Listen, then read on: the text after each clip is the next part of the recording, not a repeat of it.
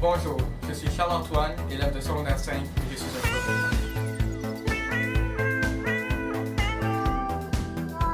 Par contre, il est rendu 11h30 et ça me tente pas de sortir dehors et de prendre des photos. Donc, qu'est-ce que je vais faire à la place? Je vais vous montrer un peu ma collection de caméras que j'ai déjà. Donc, la première que je vais vous montrer, en fait, c'est celle que je trouve un peu la moins spéciale. C'est une vieille camcorder de Sony. Ça appartenait à mon père. C'était c'est une vieille caméra. Mon père utilisait ça beaucoup dans le temps que je faisais des concerts de piano.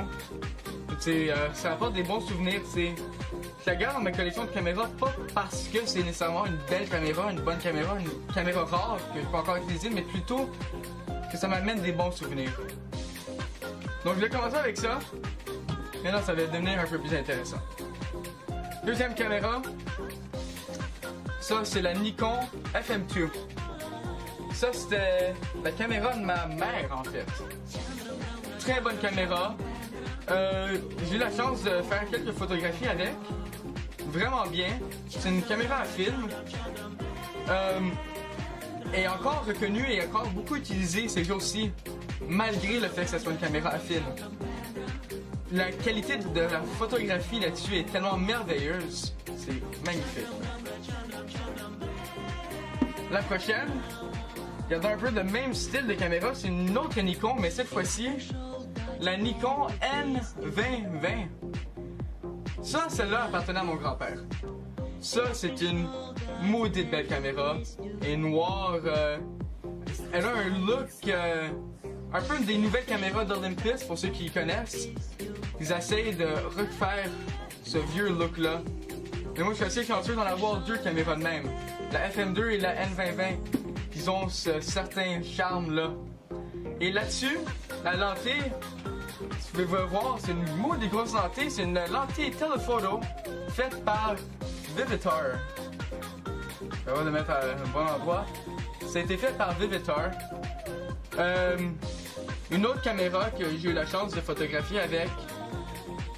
Très bon résultat. J'aime bien. Là, on va rentrer un peu plus dans le moderne.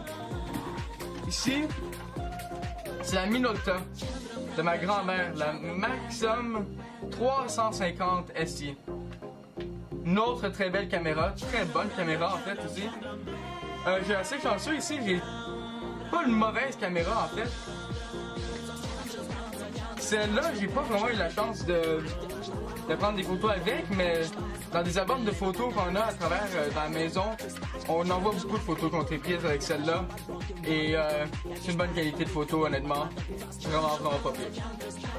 Et la dernière,